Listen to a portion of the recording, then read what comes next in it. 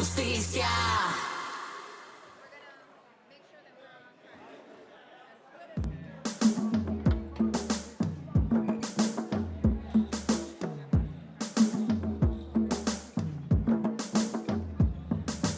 Abre los brazos, siente la energía que te fluye desde abajo. Abre los brazos, siente la energía que te fluye desde abajo.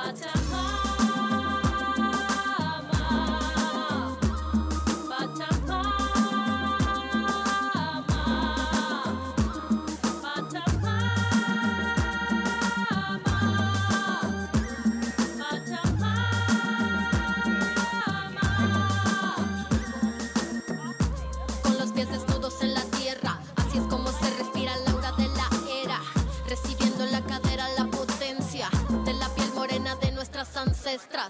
Pachamama me abre los caminos, no me abandonaba conmigo, me protege de mis enemigos y nunca me hacen falta los amigos.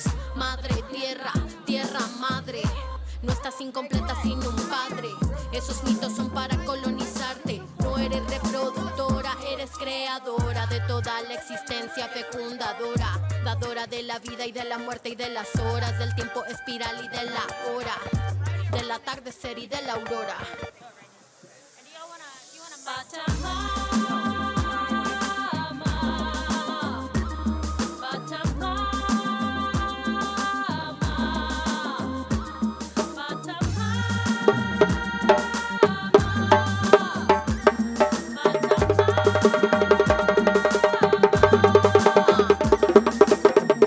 Me cuidan los pasos, me abrazan los astros. Tengo una estrella que me sigue el rastro.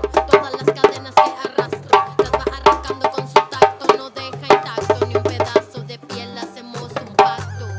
Si me caigo me levanto, aunque el insomnio esté lleno de espantos, aunque esté sola con mi llanto. La soledad fue hecha para crecer, no es de merecer, es de resolver. También de saber que el camino no fue hecho para parejas. Como ya dije antes, yo soy una fruta completa. Mi meta está escrita en la corteza de los árboles, no en los libros que empolvan anaqueles. Y mientras pueda seguiré cantándole a lo sublime de la muerte de las flores.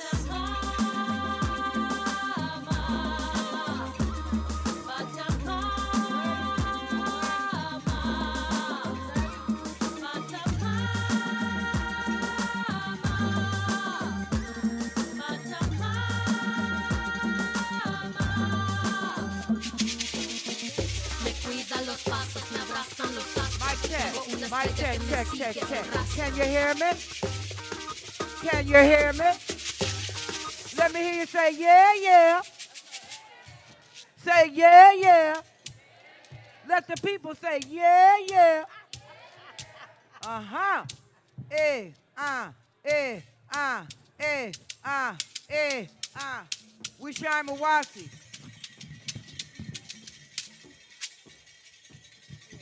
Drummers for the people.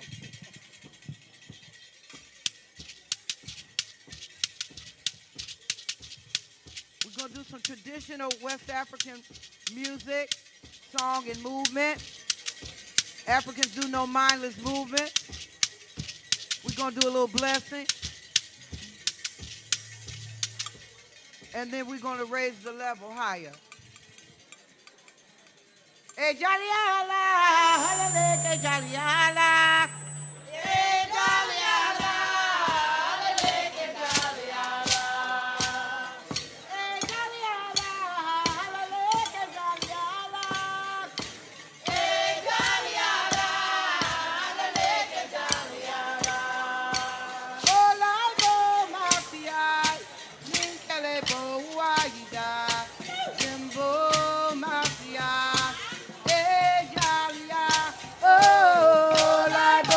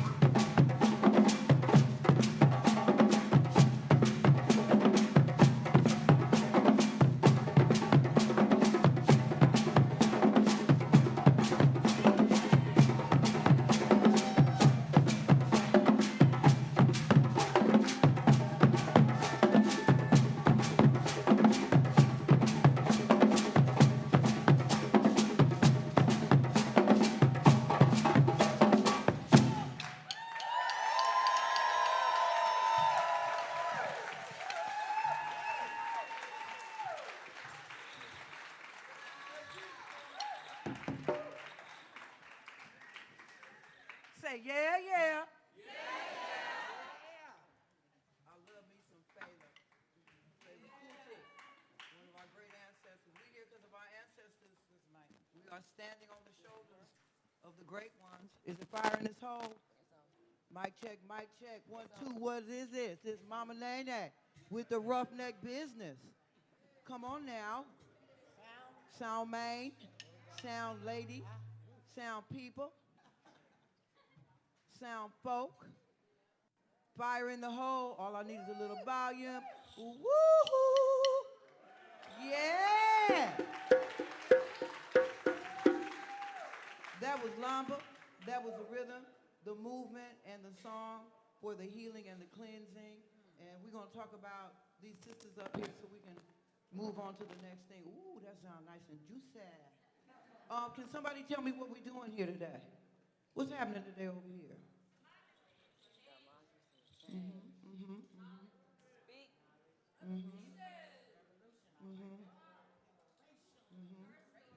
I heard revolution and liberation. Justice for all.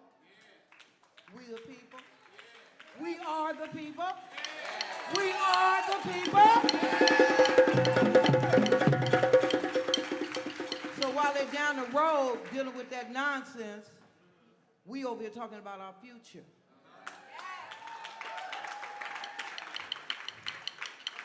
Are we the people? Are we the people? Are we going to show them we the people? You see, that's what we have to do. Talk is one thing, but when you make movement, they get quiet and they watch. So we got to remember, y'all, we making moves and they fucking watching. Don't play. Okay, we're going to keep it moving. We're going to play another rhythm. This is going to be a party. Okay, how about some funga? We're going to welcome everybody. This is a rhythm we do to welcome everybody in the house.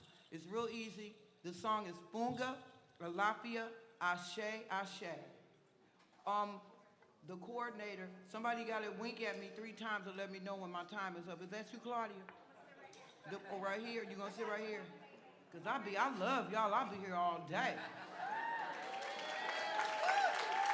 Okay, I got Mageisha over here on this doon right here. JK behind her right there. Amani over here to my left, to the left, to the left. And I think that's Makeda J back there. Woo, we got the mama and the daughter duo, and that's her mama on the side, y'all. Intergenerational. And I got Queen Mother Beverly, Queen Mama Sharon.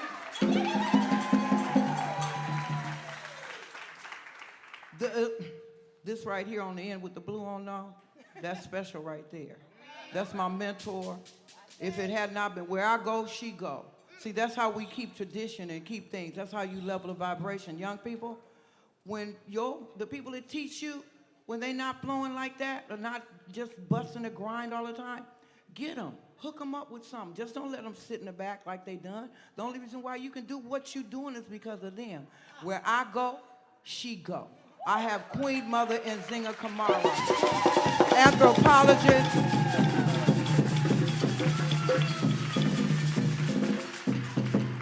And let me tell you something about this little baby on the floor. Thank God she don't look like what she been through, because she been through hell, y'all, but she here.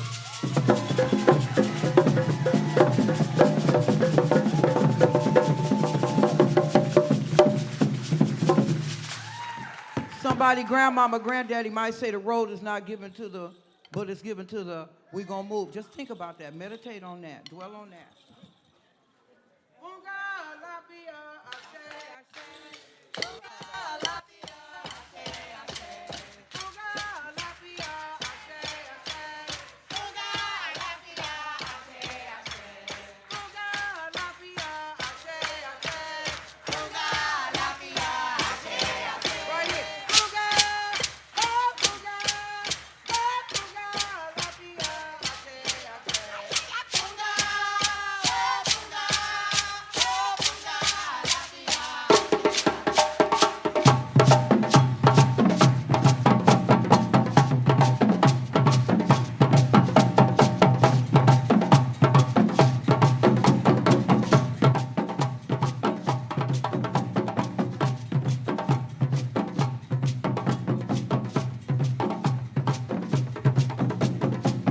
gonna dance to liberation, y'all.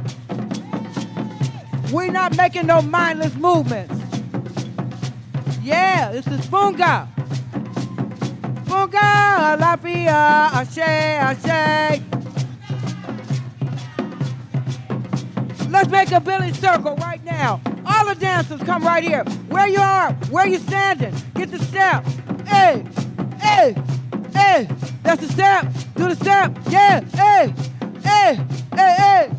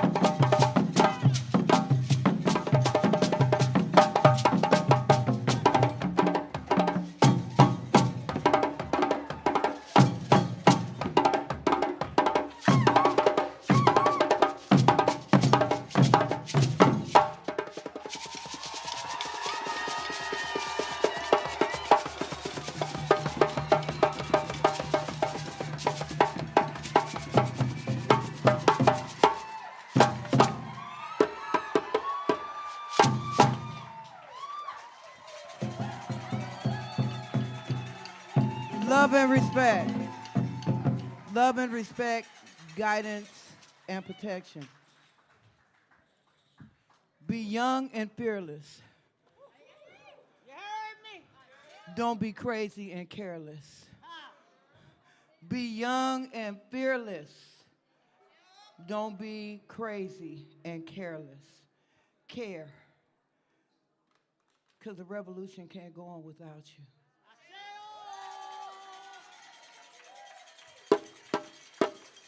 Thank you. I'm Mama Nene. I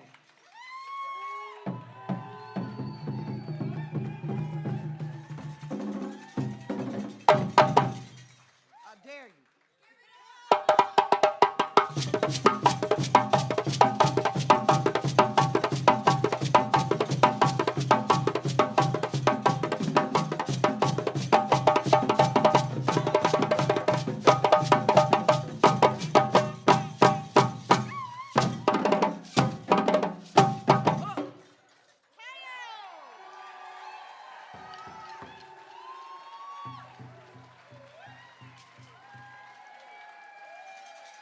Power to the people.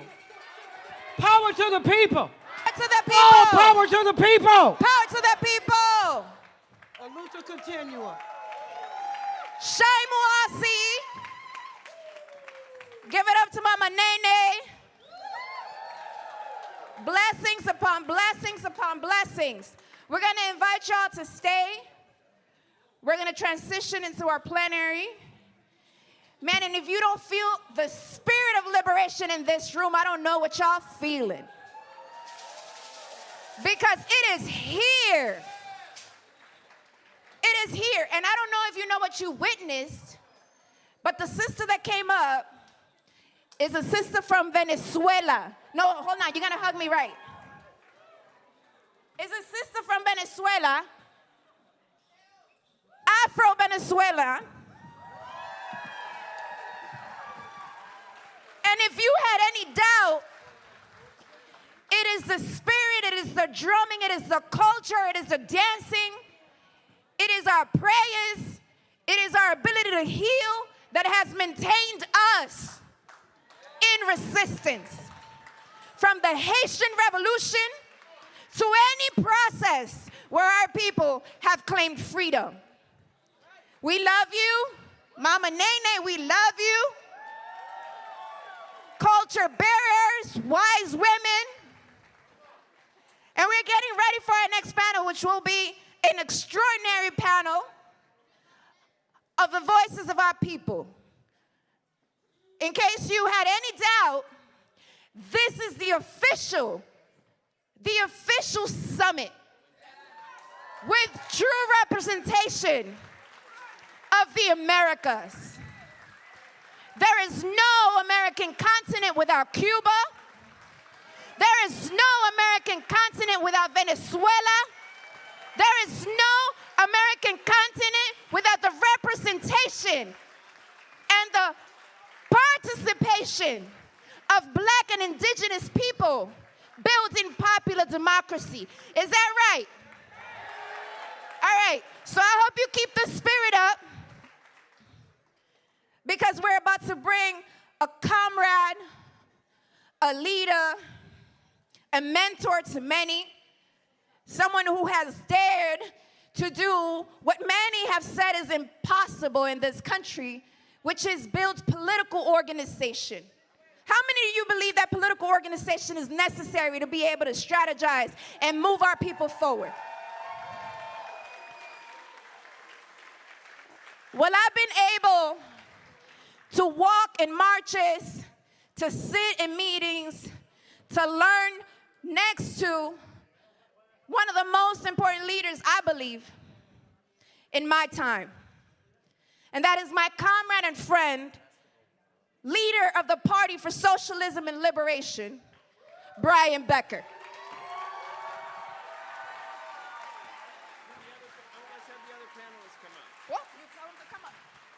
Can the other panelists come up?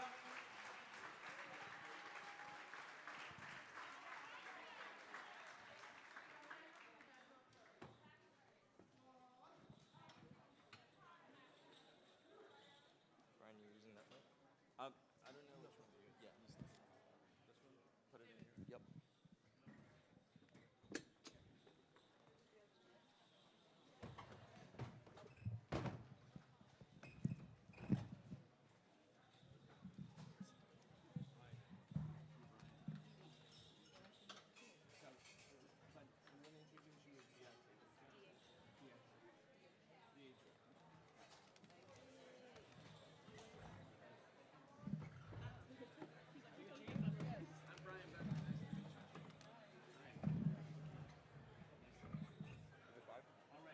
We also have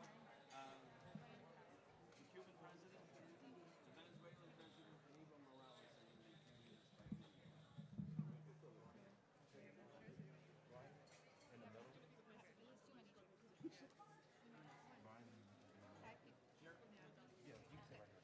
All right. Can you take these cups?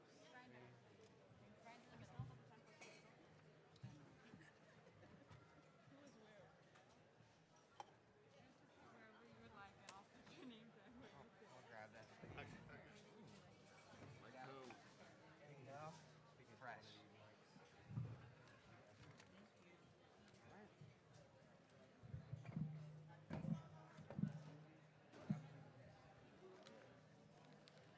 Mind if I sit by you? This good here?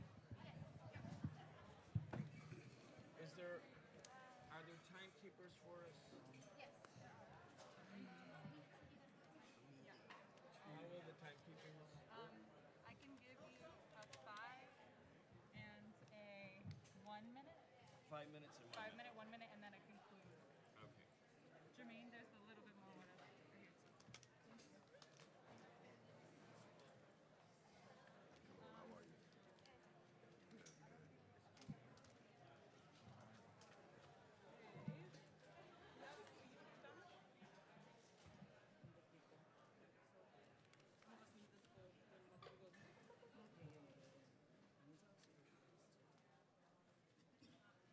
Sisters, brothers, comrades, friends, it's been an amazing 3 days. It's been an amazing 3 days. It's not possible.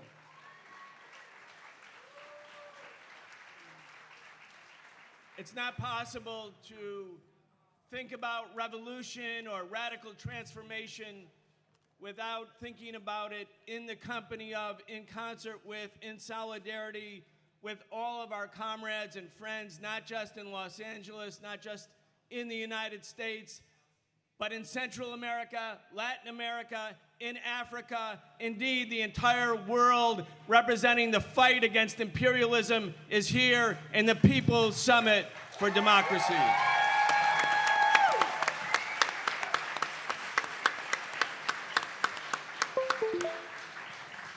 I think it was so appropriate that we began this 3-day event the night before it actually started, when Comrade Eugene Puryear, Abby Martin had an opportunity to confront Antony Blinken about the racism and colonialism, about the execution of Palestinian journalists by Israeli Zionist snipers paid for by U.S. imperialism, that Antony Blinken came here, thought he was going to have it smooth rolling, and was confronted by the voices of the people who organized this summit.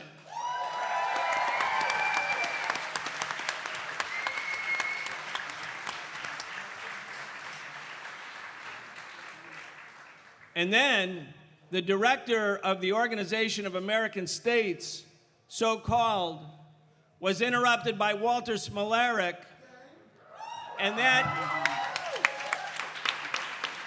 you know, I have to say, we were very clever in how we organized that, because even though Walter is in his mid-20s, he does look like he's 14 years old, and as a result, they weren't ready for him.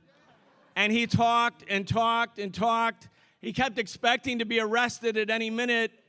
He was probably hoping to be arrested at any minute because he had nothing left to say. But somehow, Walter is well informed enough that he talked about Bolivia and the coup, about Venezuela, about Cuba, about Haiti.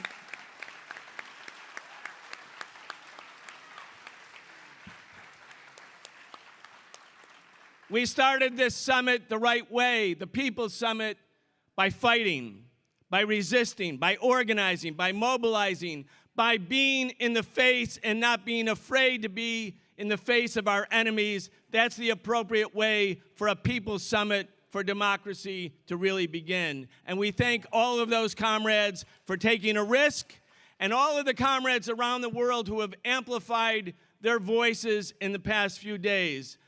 We can do this. We can resist the arrogance of empire.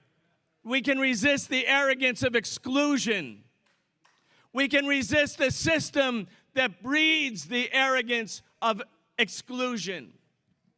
199 years ago, James Monroe issued the so-called Monroe Doctrine, announcing that the U.S. capitalist, slave-owning ruling class was going to not only rule over North America, but the entire hemisphere.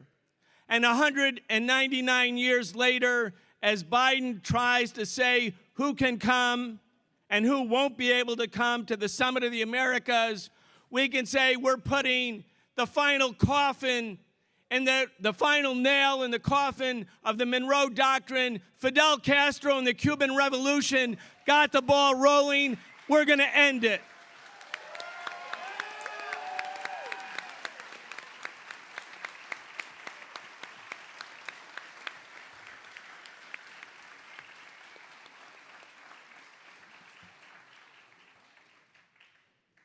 Instead of the arrogance of empire, instead of the arrogance of imperialism, what we have demonstrated here in the past 3 days is the building of a dignified collective of resistance against arrogance and against imperialism.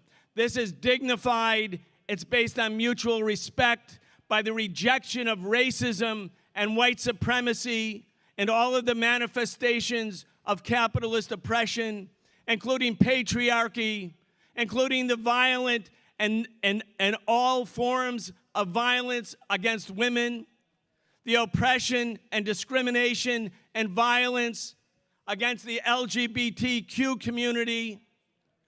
We have built an organized and dignified collective of resistance that puts the working class at the center, because it's the working class that will make the new society. That's what we're determined to build. That's our goal. We are not trying to protest the system. We're trying to build a new system.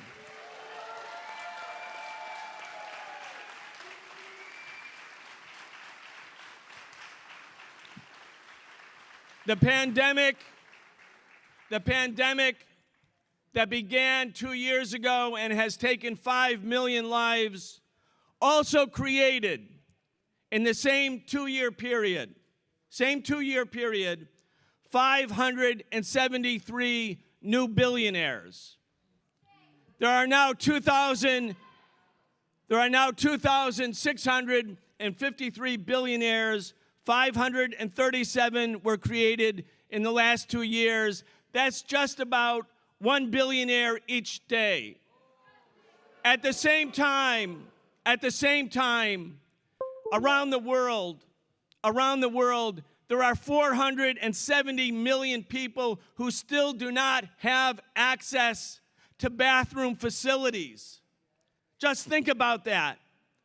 2,600 billionaires with a total net wealth of $12.5 trillion.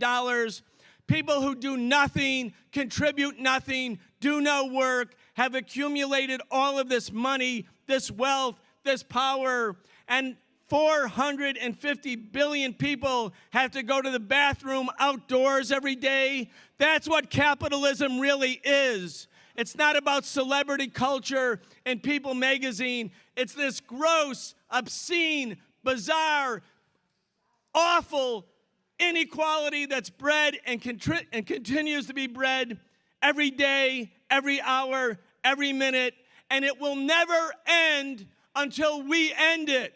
Capitalism will be ended when we end it.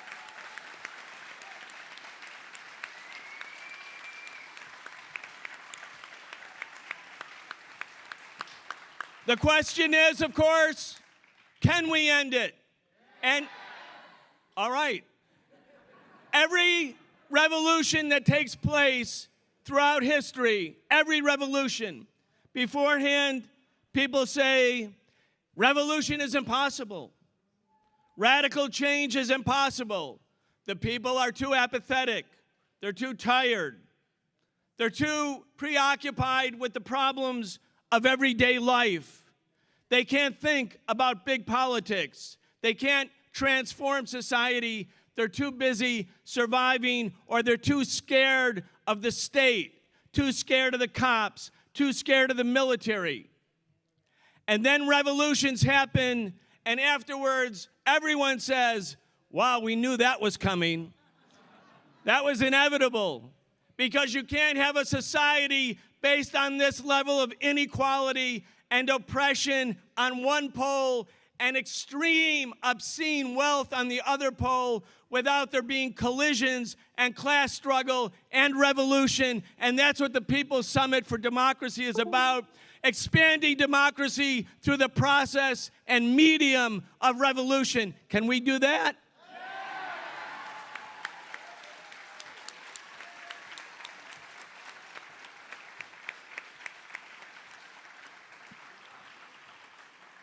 And we are very happy and thrilled, in fact, that those who are excluded by Joe Biden will actually be included in this, our final plenary of the People's Summit for Democracy. And by that, I mean we have the presidents of Cuba and Venezuela joining us.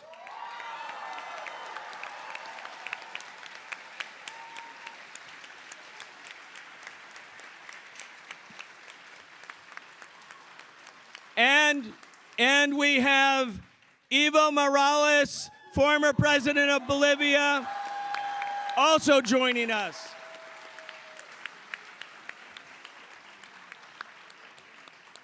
In addition to being a member of the Party for Socialism and Liberation, I'm also a member of the International People's Assembly, IPA.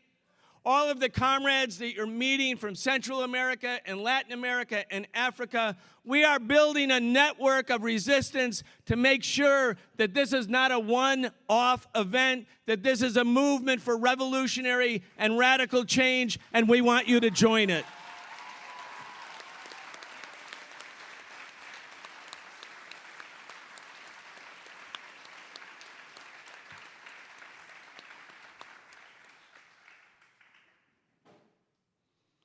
I want to begin with our panel of truly esteemed guests.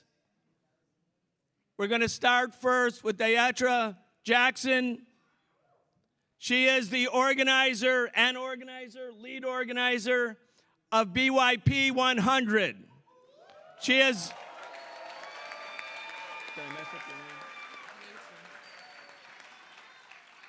Deatra is an organizer, trainer, big sister, godmother of 5, and national director of BYP 100.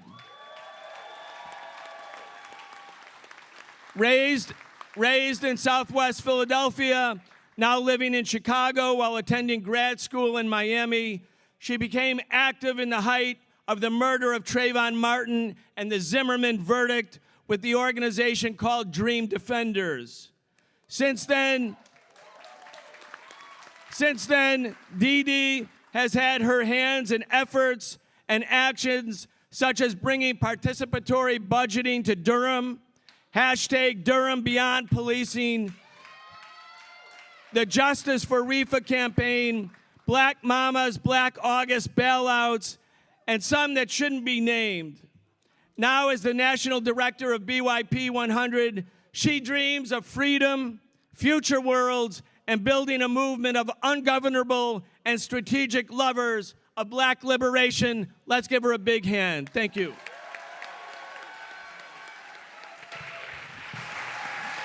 Hello? Good afternoon, everybody. How are y'all? How you feeling? Want to give a big shout out to the performance that happened before this plenary. It was beautiful, it was moving, and it was necessary. So thank you to the performers that came on the stage earlier. I also want to give a tremendous thank you to the organizers and volunteers of this amazing, amazing summit. I imagine just the countless hours and weeks and months it took to plan something like this, and just want to thank so much of the intention that went behind the summit. Truly iconic. Really want to give a big thank you to Leanne and Manolo and Sheila for also inviting me to speak. Feel very honored. Thank y'all.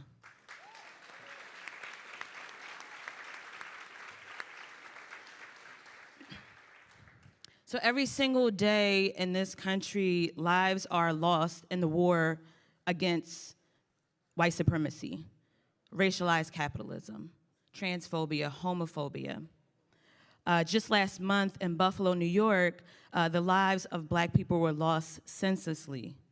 These were the lives of people who were trying to live, feed their families, and take care of themselves. They were murdered while shopping at a local grocery store in a working-class Black neighborhood. These murders are senseless, and they are intentional. And I felt it necessary to be the first thing that I spoke about. Their lives were taken on purpose. These murders were aligned with the mission, vision, and values espoused by white supremacists in this country. We, Black people in this country, cannot go to the fucking grocery store. We can't go to church, or school, or a movie theater, or a mosque without risking our lives. This is what we are up against every day. We can't get on the internet, much less social media, without reminders of the violence that happens against us. I wrote that piece before the mass shooting that took place in the elementary school in Texas. It's so deep in the roots of this country that we cannot grieve fast enough without having to grieve again. White supremacist roots and legacies run deep in this country, as you all know.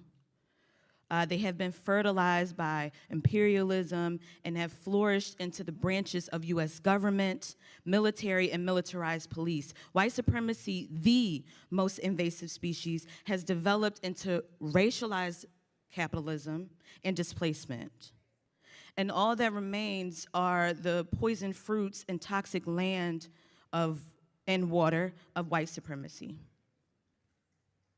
We are left with an increased wealth gap between the richest and the poorest among us, and the man-made environmental damage that is irreversible.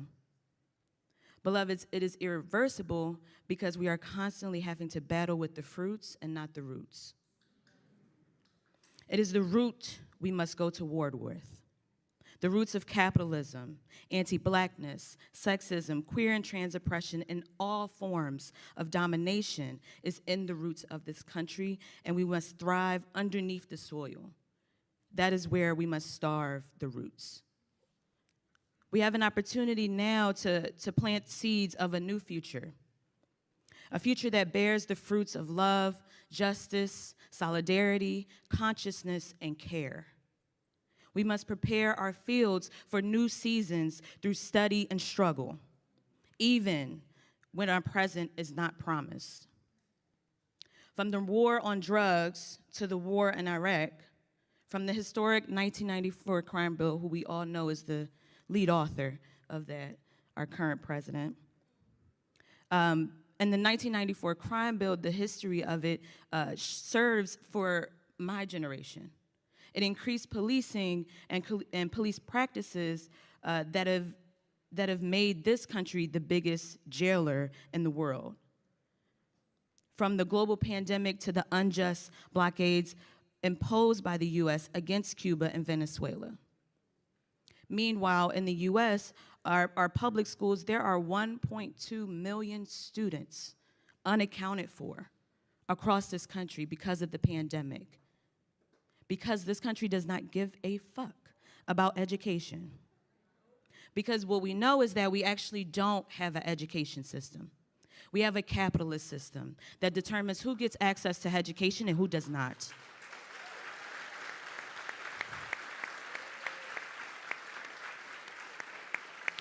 We don't have a healthcare system. We have a capitalist system that determines who gets access to health and who does not. We do not have a justice system. We have a capitalist system that determines who gets access, who gets punished, and who does not. We don't have a, okay, y'all get where I'm going with this, right? Okay. And this, the US serves as an imperialist machine that has rededicated itself over and over again to the widespread destruction of Black people and workers and suppression of socialist ideas. We are in the ring with racial capitalism, and it will not go down without a fight.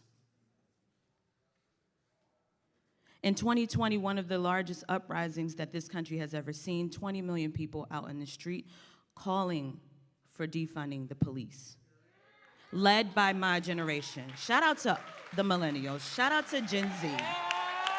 Okay?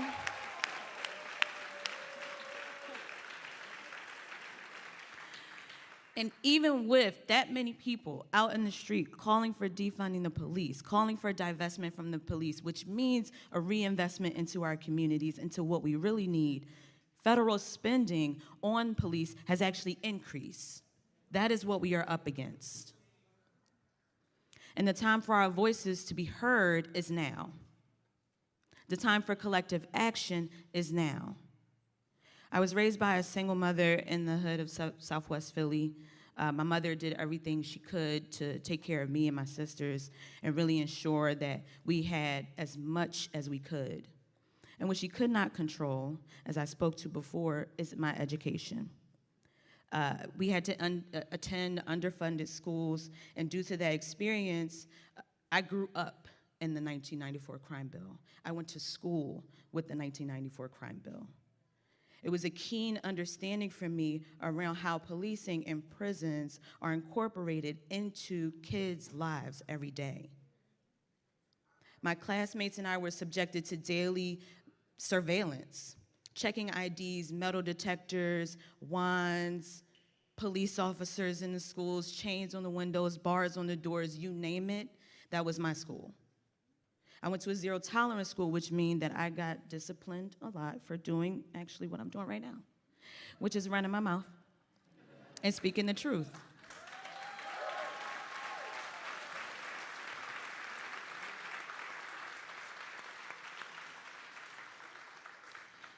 Today, I have the privilege of serving as the National Director of BYP 100. And as my comrade spoke earlier, Kyla, BYP 100 is a membership organization of Black 18 to 35-year-old organizers, storytellers, educators, artists, healers, activists that are dedicated to Black liberation and freedom. And I'm letting you know that we constantly have to reiterate and bring the words of our ancestor, Fannie Lou Hamer, that we are sick and tired of being sick and tired.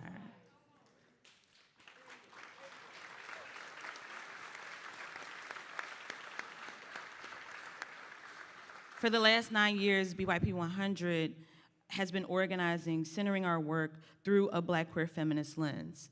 Now, this is the framework that we've decided to adopt because it's pivotal to uplifting who and what we are fighting for. Because we know if we uplift the voices of those that are most marginalized in our communities, that are most marginalized by the different crises that we have to face, everyone will benefit. We have a fuller story because of that. And while we hold Black queer feminism as core to our purpose and our vision, it is not enough.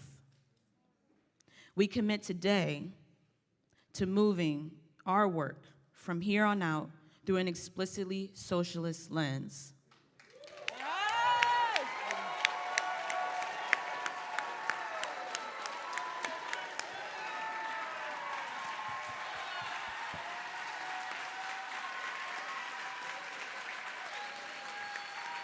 It's lit.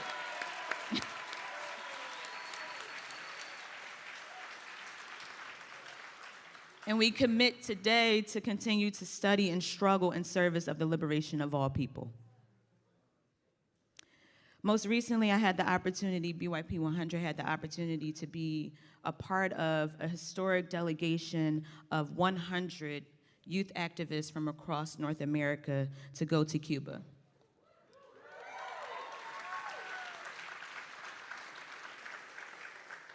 And if there is one message that I take from that experience, it is that the revolution is inevitable.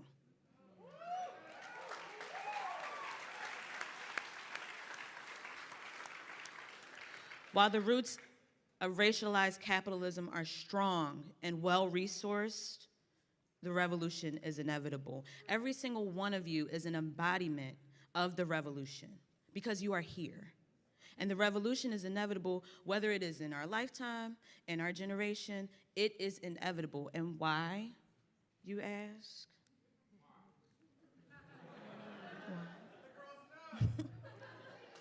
The revolution is inevitable because the outstanding and selfless work of doctors and scientists in Cuba.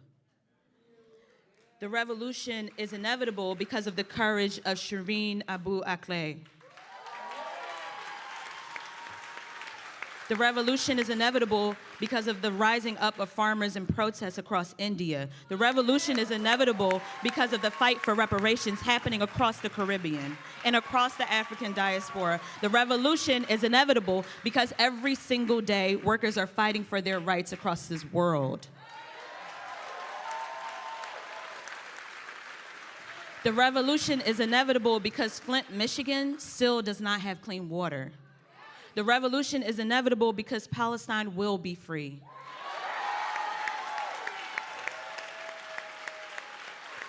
The revolution is inevitable because my generation and the generation after me is divesting from capitalism and refuses to recognize capitalism as a legitimate economic system to support working people.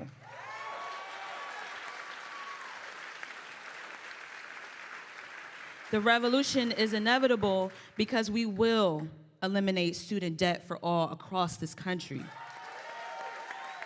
The revolution is inevitable because of the police divestment work happening right here in Los Angeles and across this country that is led by Black women and Black femme folks and Black poor people and Black working class people.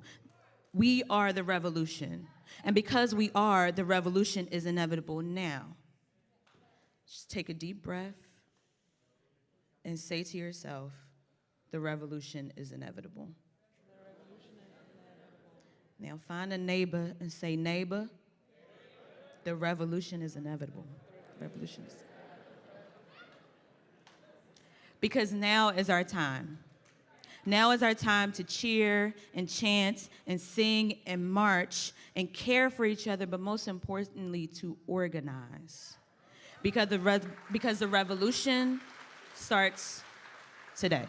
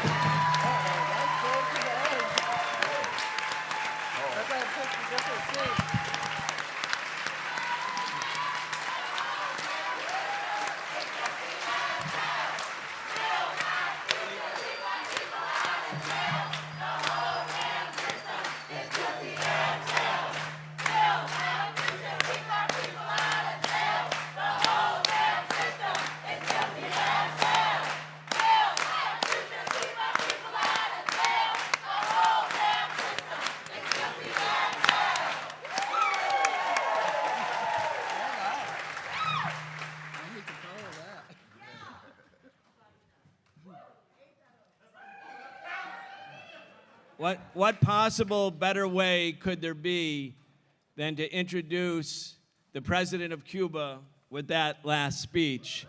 Because Cuba is indeed the embodiment of the same process. And you know, it's so important to affirm the inevitability of revolution and also to recognize that it takes us to realize that inevitability because, of course, it's movements for social change and the heroism, and we can see this with those who came before us, that why and how change happens is because of the people. And so this message of affirmation of revolution, Cuba has stood the test of time against all odds, an island nation. They said they could do it. They said they would withstand the empire. And we are here today to say to Joe Biden and to the Summit of Exclusion, Cuba, you are welcome here. Let's hear from the President of Cuba.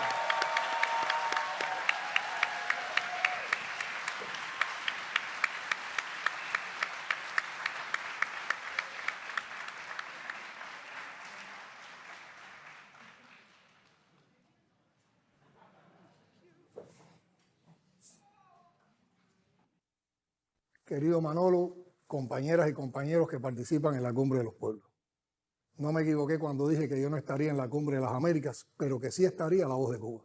Ustedes son nuestra voz. La revolution has always had it very clear. Where governments deprive us from our voice, peoples will be there to represent us, to speak on our behalf. This has been the case in the Ministry of the Colonies, when there were governments that were pushed by the emperor to break relations and ended up by obeying the order of the master, with the honorable exception of Mexico. The Cuban Institute of Friendship with the Peoples was born from that understanding. Solidarity is not only a principle inseparable for the revolutionary praxis, it is the most formidable weapon for those of us who believe in the power of the masses, in the telluric force of mobilized peoples, and in the inspiring struggle for social justice. Wherever there are peoples in struggle, Cuba will be there.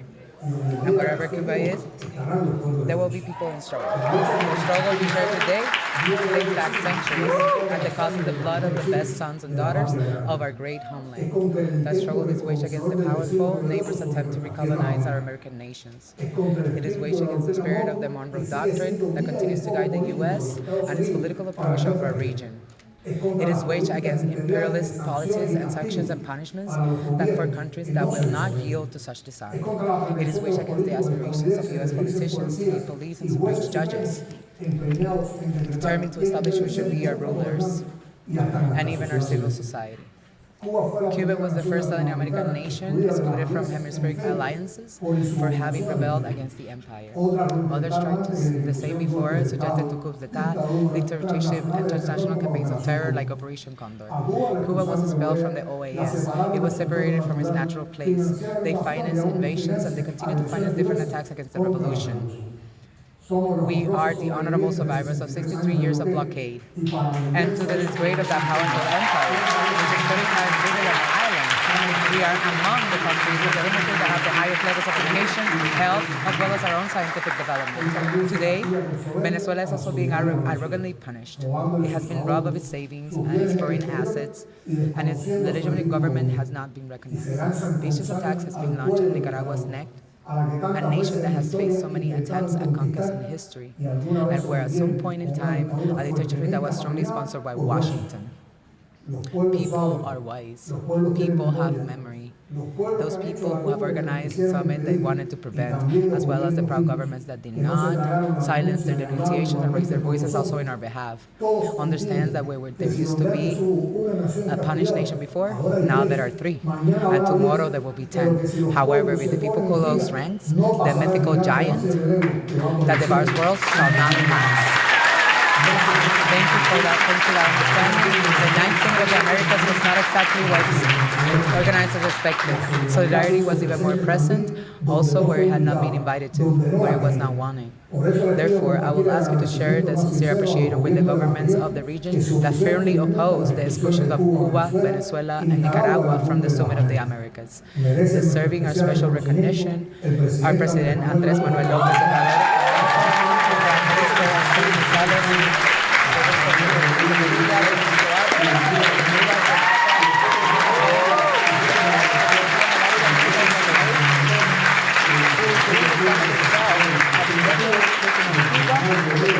against our people. North America is not the enemy. North America of workers, indigenous peoples and immigrants who have also been excluded, not once, but day after day from the empire of the market.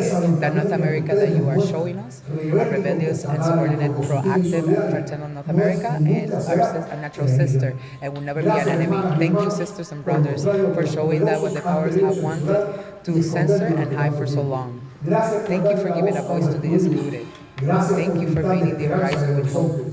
Thank you for ratifying us, once again, that a better world is possible. From the bottom of my heart, Manolo, comrades, thank you very much.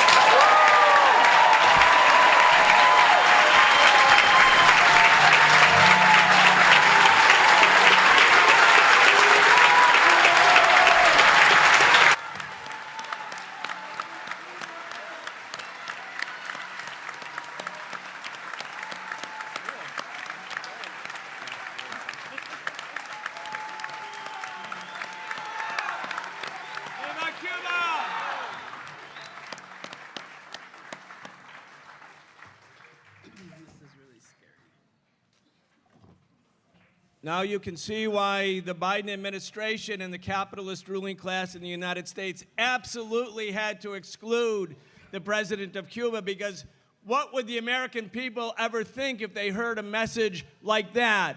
Perhaps that Cuba should be our neighbor and not our enemy. Perhaps that Cuba is a source of inspiration.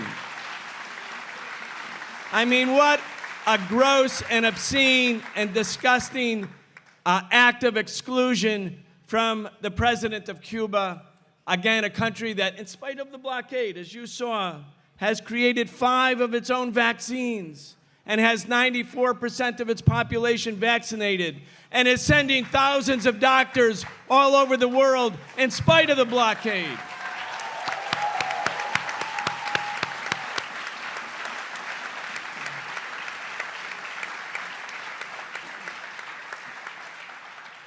The United States has many political prisoners, and it tortures our political prisoners.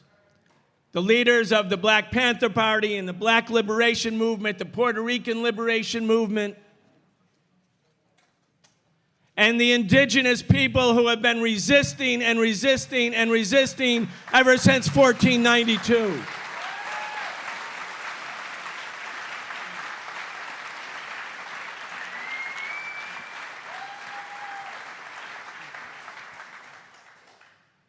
Leonard Peltier must be freed. He's been in prison for 47 years.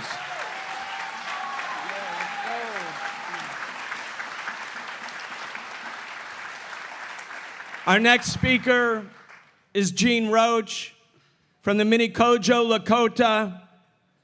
Jean is an artist. She's an activist. She is the co-director of the International Leonard Peltier Defense Committee.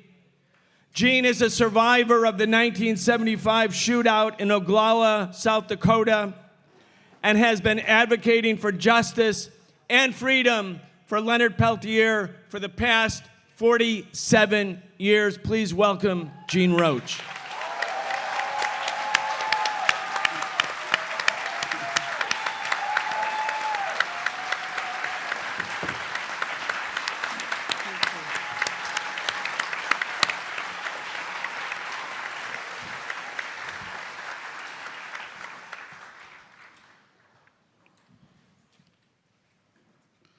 Wopila Tonka.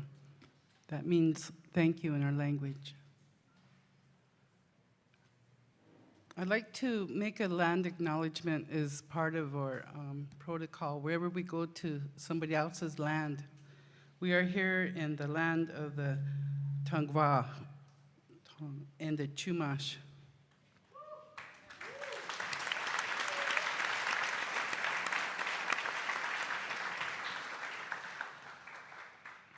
And I'd like to thank the president of Cuba, Diaz-Canel, for his speech. I'm sorry, I'm just kind of all jittery here, but thank you.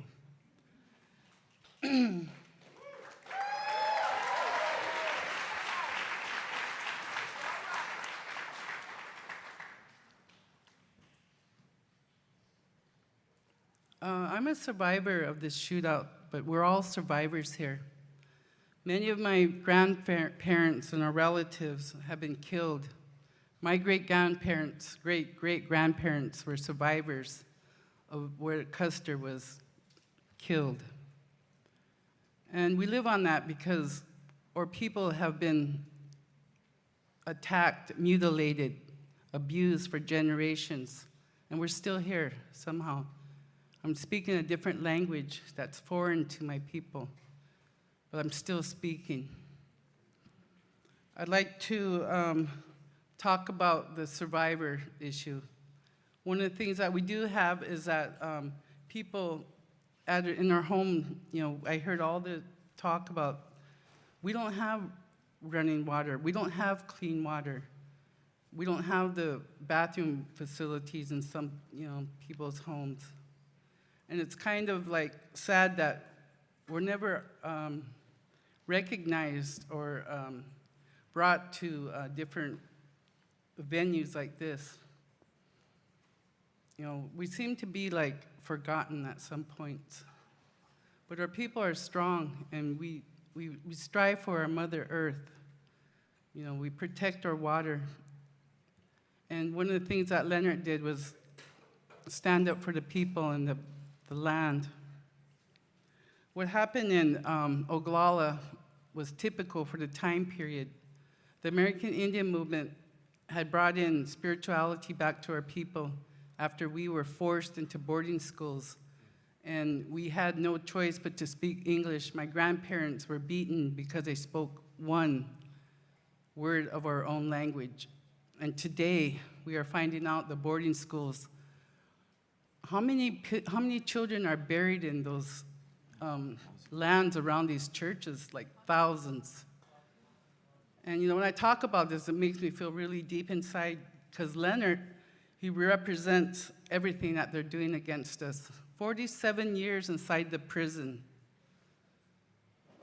And it's really ironic that his co-defendants were acquitted on a basis of self-defense. Dino Butler and Bob Robidoux, they were acquitted. The FBI attacked our people. They've been doing for generations. They changed from the cavalry to the FBI. We have treaties, and they've been violated. Every one of the tribes in this nation or on Turtle Island had made agreements, and none of them have been recognized or honored. As sovereign nations, we're never invited. Do you see any of them invited to the thing that Biden's doing? None of them. Okay, so we're just excluded. And we want to change that. We want to make friends and solidarity with all the nations. And we do have people that have supported Leonard over the years. One thing that happened, for being in there for 45 years, there's a thing that he's under. It's called the old law, where before a certain time period, prisoners were given life sentences equal to 17.5 years. And so he got 2 life sentences illegally, even though, we have the supervisor of the prosecution that wrote us a letter recently, James Reynolds, talking about how they set Leonard up, falsified evidence, went to Canada with affidavits that were false. And this woman that signed them, because Canada wanted eyewitnesses, she didn't even know Leonard, and she claimed to be his girlfriend and witnessed all this. And we're like, what the heck's going on here? So they do things, breaking their own laws. They rewrite their laws to fit their own agenda.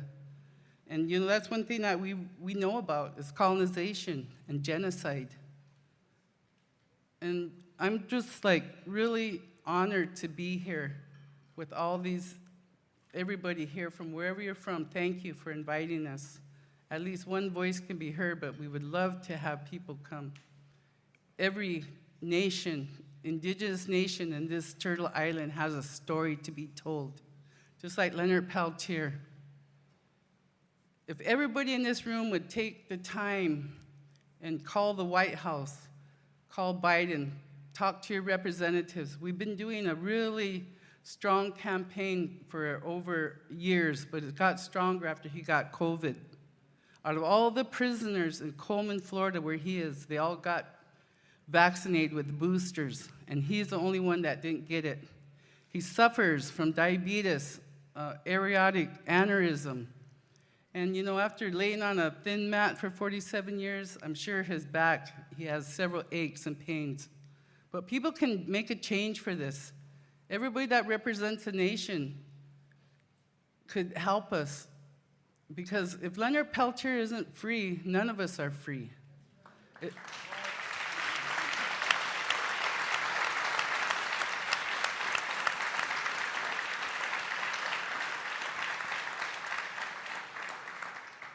He represents a time period when COINTELPRO was used against the people. And we feel that, you know, we have had our leaders targeted, killed, incarcerated. And we have, right now, the prisons in this country are full of Native people. I mean, Indigenous people. We make, maybe at, like in South Dakota, 80% of the population when we're less than 10%. You know, that's a lot of people going to prison because our warriors were strong, are strong, talking out against the system. They just didn't care. But yeah, they had to learn their lesson and go to prison. And they done that to our women too. Ever since they, you know, broke our families up, breaking up our systems of how we took care of each other and how we loved each other. You know, we fed everybody. Nobody went hungry. You know, we had our buffalo and the elders were fed first. That system there, we still hang on to. We have our giveaways, you know, we have our special ceremonies that we pray for our earth and our people and all nations. And all we would really, not all, but what we'd like to see is unity and solidarity with the Indigenous nations to come together and help support us in changing the way that we are perceived by the people. We need help. And it's real hard. It got even worse during the pandemic. We were the last ones on our reservations and in our towns. In South Dakota, we have a governor that didn't even recognize a mask. You know, she didn't care about our people. I'm saying, at least 100 friends over the past 2 years that have passed away, my age, the elders. And that really hurts when you have your or people that carry on our traditions and our language. It was like an attack on them, you know. And Leonard's the same way. His whole mind and his, what he stood up for is being attacked today. You know, whenever they slammed the doors. And when he had COVID, they didn't give him water for 4 days. You know, you don't hear about these stories. You'll never hear it in mainstream. But him being treated like that in the whole system where his co-defendants were acquitted on the basis of self-defense, that means everybody there at that camp would have the same, that we protected ourselves. All we were doing is just protecting our grandmother. We were there taking care of the people. When we were being attacked because we had our ceremonies, that's why Leonard was in South Dakota. He was there at the will of the elders that asked him, when you want to do a sweat lodge, we can't do that because we're shot at. We have a ceremony. People can't walk the streets. That was called the Reign of Terror, and it was taken after Wounded Knee, 1973, where the American Indian movement took over the town and occupied it for 71 days. After that time, the goon squads of the tribal chairman at the time were supplied by the US government. Automatic weapons, APCs, you name it, they brought it to Wounded Knee. So during that period, we call it the Reign of Terror, and that was 73. So in 1975 is when the Oglala shootout happened. People were scared. We had over 64 deaths uninvestigated. And to date, no, they haven't been investigated. We still have people that talk about it.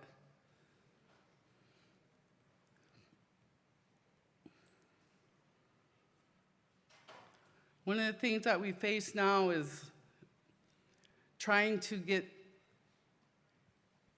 our people, I'm not really saying that we need all the Senate and the congressional people to help us, which they are. We've gotten a real good campaign. We have our tribal nations, but we need our people to support, all the people. Every one of you are important. You can make a difference.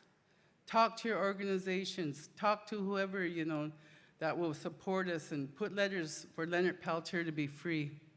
Until that time that he's free, you know, there's not going to be any reconciliation with the United States government.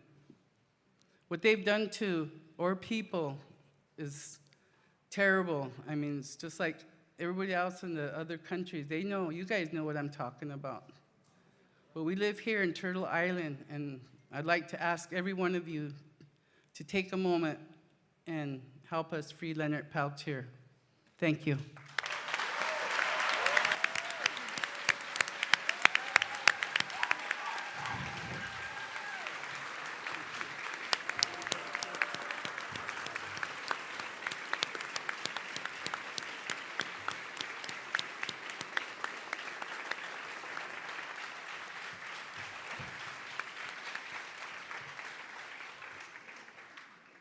One thing that I think is really important for all of us to understand is that Joe Biden has the authority to release Leonard Peltier right now. He could do it right now. He can commute the sentence. He can pardon Leonard. He has all the power. He has all the power and the authority he needs. Bill Clinton was about to, or we thought Bill Clinton was about to commute or pardon Leonard back in 1999. And the FBI started having armed demonstrations in front of the White House, and Clinton backed down. Of course Clinton backed down in the face of police pressure. And then Barack Obama. Barack Obama knew all about Leonard's case and had the authority and said, and a lot of people thought it's going to happen. And Biden has that authority. And we have to take heed to what Gene is asking us to do, to support that defense committee. It doesn't even take that much to do something with your group or your neighbors or your friend or your union or church or mosque or synagogue or wherever you are to write a letter, call the White House, demand that Leonard Peltier, a man who is now in his mid-70s and who is innocent, who was framed up, who was an organizer in defense of his people, that he must be free. So let's do that. Let's pledge to free Leonard Peltier.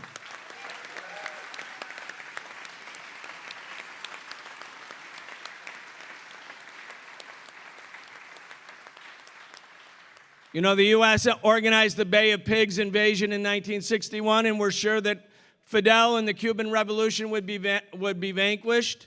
They tried to do the same thing to Maduro and the Venezuelan government, but Trump is gone, but Maduro is still president. They tried to do the same thing in Bolivia to Evo Morales, and the people fought back, and the people brought the movement towards socialism back into government.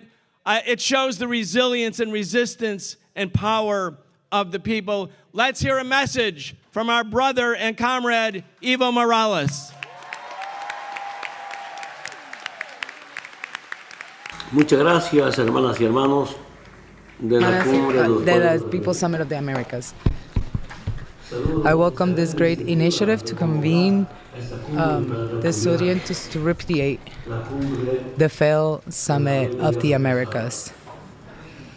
I am very sorry that the only thing that the United States does is to exclude people, marginalize, intervene with their policies. The United States proclaims democracy, but by excluding Cuba, Venezuela, and Nicaragua, well, they are lying to everyone. That is not democracy. It also defends freedom. How is it possible that the people who freed themselves from the empire are excluded from the Summit of the Americas? What a contradiction. But the most important, sisters and brothers, is to remember how U.S. policies are failing. The Cold War is a resounding failure. The war on terror is a resounding failure. When they reaffirm about the war and terrorism, they tell us that social movements are terrorists. But now, many union leaders of the different social sectors are presidents. It used to be scary to be expelled from the OAS. Now, withdrawing from the OAS is dignified and healthy. I am sure, because the people that liberated themselves, they will continue to withdraw from the OAS.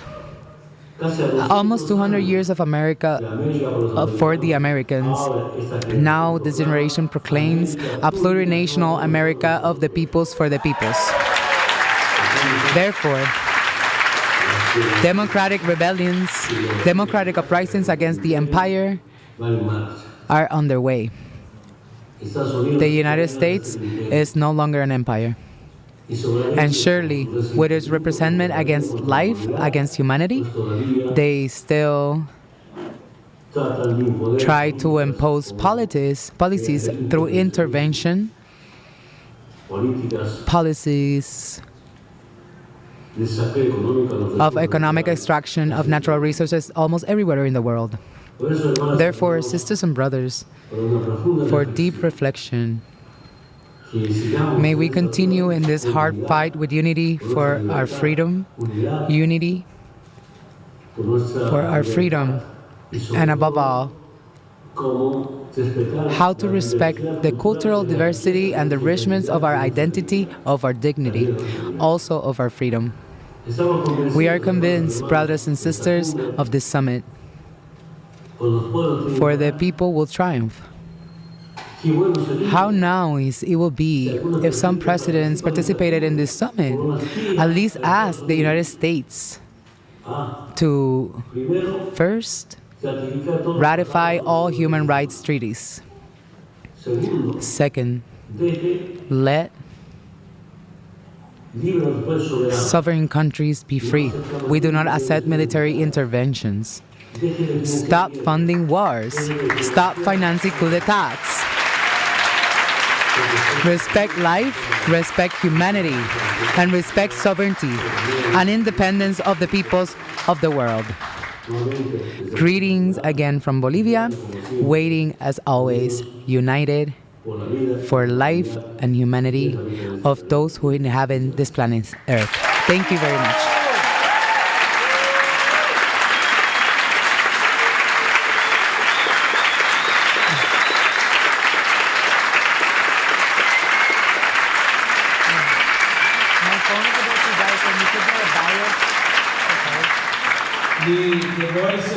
La voz de los excluidos, para aquellos que inhabitan la tierra, como se dice.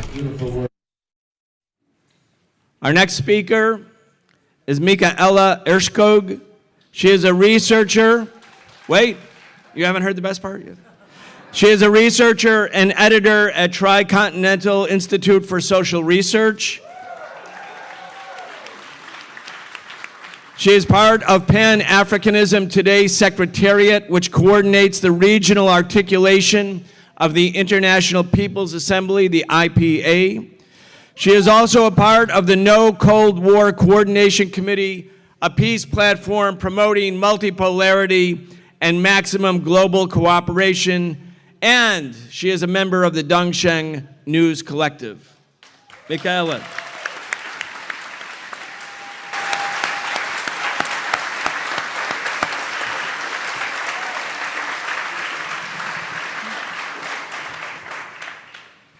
Thank you. Can you hear me? Yes. Let me go like a bit up. There we go. Right? That's all right? Yes. I am honored, humbled, filled with gratitude, filled with love to be amongst friends, family, and most importantly, comrades.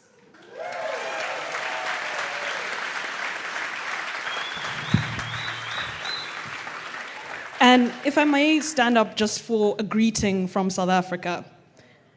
I feel right at home here because in South Africa, we cannot start a meeting without singing, dancing, and chanting for at least 20 minutes.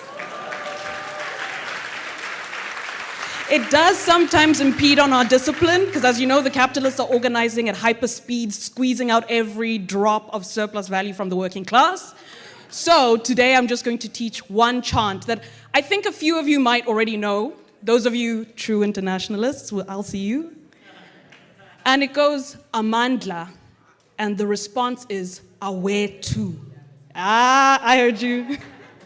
And what it means, and I'm so glad that one of our comrades who was playing the drums at the front already said a version of it, it means the power is ours. Amandla, Awetu. So when I say Amandla, you'll respond? Awetu. And that's why we're here, right? We have the power. We know we have the power. We need to organize to exert and show them our what? Power. Okay. So I want you guys to stand up. And you know you're going to have to say it with a fist in the air. The left one, of course.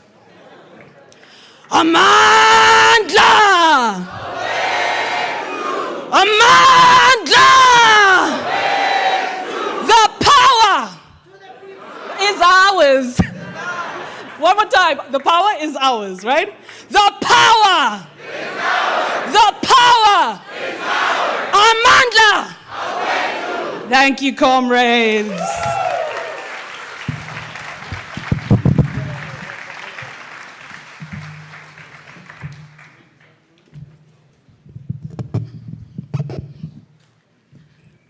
So I'm greeting you from South Africa, from the African continent. I have a big task representing 1.2 billion people, the second largest landmass. That's 4 United States in one continent, I'll have you know. And so I wanted to first share a few facts, or a little bit of the elements of what connects us. Do you guys know, actually, look down your row. Look to your left, down your row. Look to your right, down your row. There are about 22-ish people sitting on each row. So imagine on your row, the 22 richest men in the world have more collective wealth than all 325 million African women. Y'all sitting on the row, those of you have more collective wealth than all the women in Africa. And who are these men? We know them. They're the same men who are protected and who Joe Biden and his government serve. They're the same Elon Musks, these white men, by the way, we know. Elon Musk, who not only grew his wealth from the rampant exploitation of these African women, their families, the labor of their families, their resources, their lands, but has the gall, the audacity to consistently, in our faces, remind us how he undermines our sovereignty. Y'all remember when he said it? You know what I'm talking about? We will coup whoever we want in order to get their resources. These are the same African women who produce 70% of food production in Africa, who innumerable numbers of hours doing unpaid and paid labor, social reproductive labor, in a continent that has some of the richest mineral and natural resources: platinum, gold, diamonds, water, unpolluted air. You know that's a very important resource. Another fact that has to do with the alliance of the imperialists. Do you know that the US has the largest drone base in Niger, West Africa? And that same drone base supports and serves the French military's rampant exploitation of uranium in Niger. Look up at the ceiling. You see there are light bulbs in the ceiling, nah? All of y'all look up. 1 in 3 French light bulbs is powered by one town in Niger. Yet 1 in 7 Nigerians do not have access to electricity.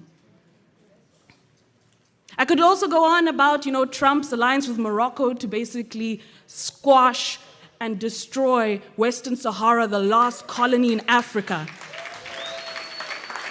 An alliance he created in order to further put the boot on the neck of the Palestinian people. But that's just to demonstrate that the fates of the people on the African continent are intimately tied with the struggles happening here in the United States and in the Americas. And if Latin America is considered by the US the backyard, then the way the US treats Africa is like that lush, unoccupied property just past the fence. And so our fates are intimately linked. So when I say an injury to one, I need you to respond, an injury to all right? Injury to one. Injury to all. Injury to one. Injury to all. That's right. So in terms of this specific title we were given, Our People Speak, I think so many amazing, fantastic panelists have already talked a lot about who our people are. Like, who are our people and who do we want to struggle against and amongst? But then the question that I feel like we are coming to, or the questions that have been arising, but now we're coming to the end of this panel, is how then are we going to speak? And by that I mean, how are we going to articulate our struggles as we go forward? I mean, in Africa, people speaking and doing resistance every single day, just by waking up, crossing the border.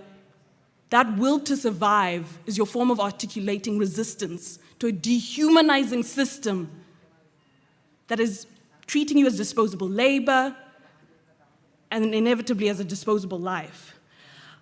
And even I used to live when I lived in South Africa, in the center of the city, by City Hall, not one week passed where some small contingent of, whether it's public service workers or a nurses union, were going to City Hall to give their petition.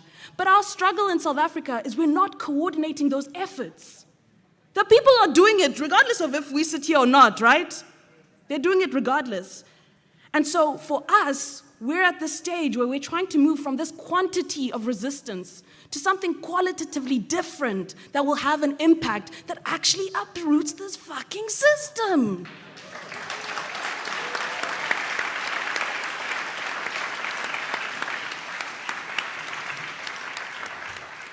And I'll tell you guys maybe a not so well-known secret about the African continent, is we're starting to get ready for something different.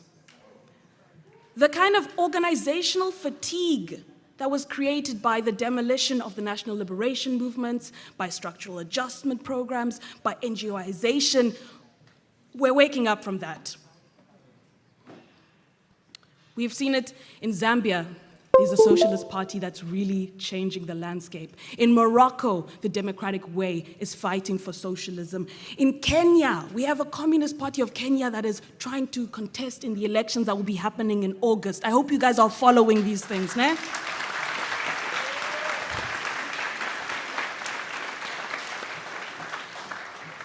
In South Africa, we have a 100,000 member-strong, landless, shack dwellers movement, Abahlali Basemjondolo, who, despite the tyranny and repression of the state, where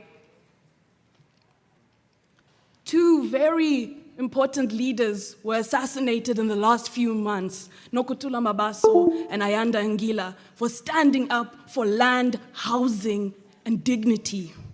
But the movement keeps going.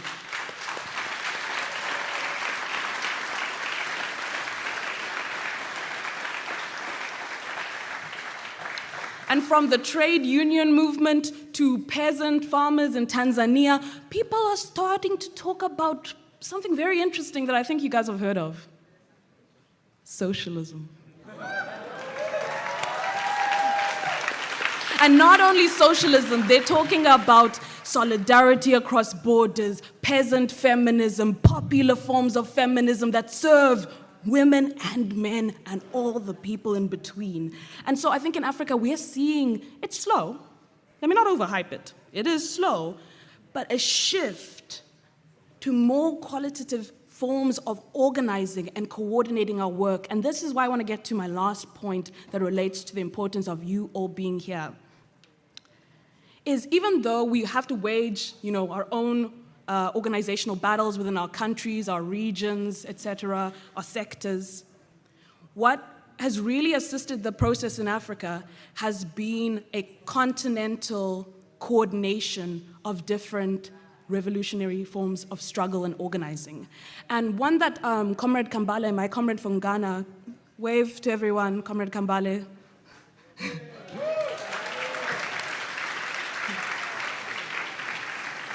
Is that Comrade Kambale and the socialist movement of Ghana hosted us in 2019 in Winneba, which was the historical ideological home of the Ghanaian National Liberation Movement. In 2018, over 400 militants, cadres, activists, organizers from 62 different countries met, so not only African countries, because we have 54 plus countries, met in Ghana for the third Pan-Africanist conference, where we made a qualitative shift as a collective and agreed that now is the time to build a socialist, Pan-Africanist project that will, maybe not today, she said it's inevitable, maybe not today, but will inevitably uproot the capitalist colonial project in Africa.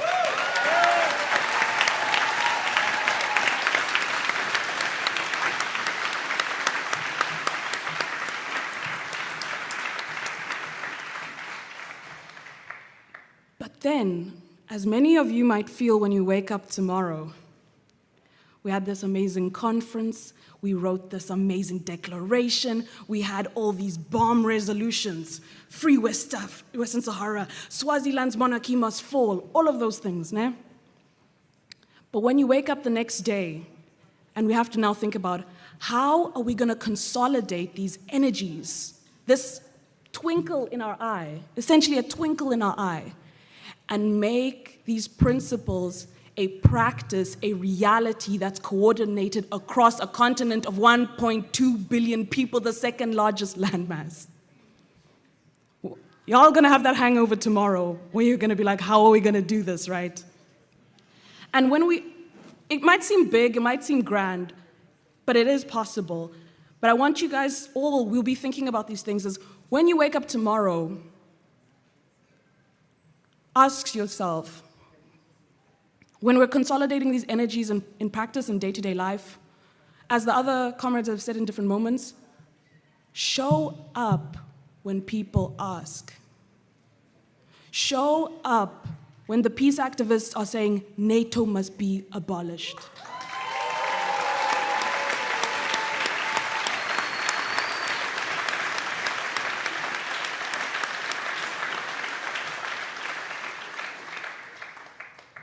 And in terms of internationalism, we have enough foreign aid in Africa. We don't want no foreign aid. We want principled working class internationalism. We want that kind of solidarity. And so my challenge to you is when we call for the ejection of Africa Command and all its military bases from the continent, I want all of y'all to show up at General Stephen Townsend's front lawn and occupy the shit out of that place until he has to leave.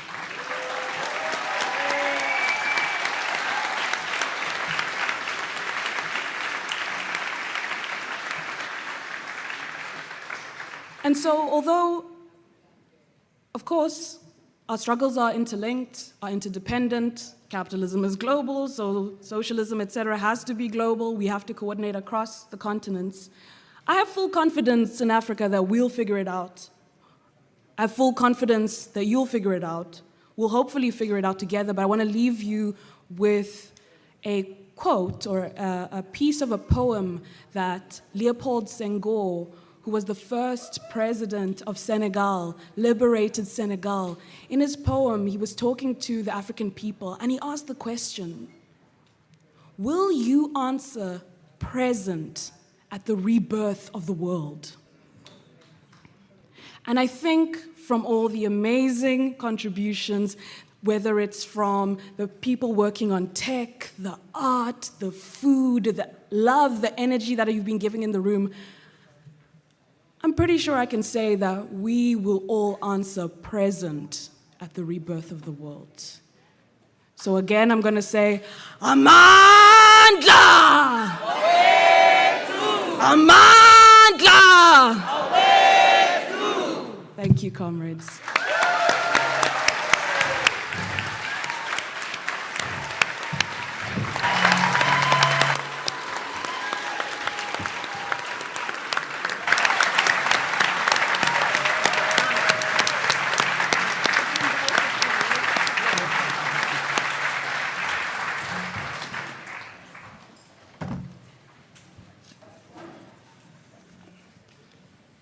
Such an important presentation, and let's all remember as we talk about what we're doing in the hemisphere and its connection to Africa, that when Nelson Mandela was finally released after having been captured by the CIA with the South African racist fascist regime, the first head of state that Nelson Mandela visited was, of course, Fidel Castro.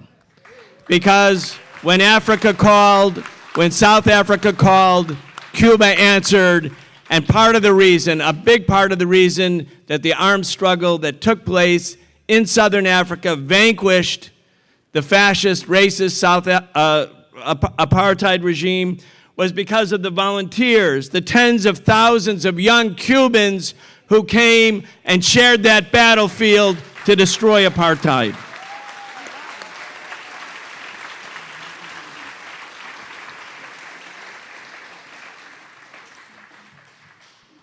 Who else has been excluded? Venezuela, that's an excellent guess. Let's hear from Venezuelan President Nicolas Maduro.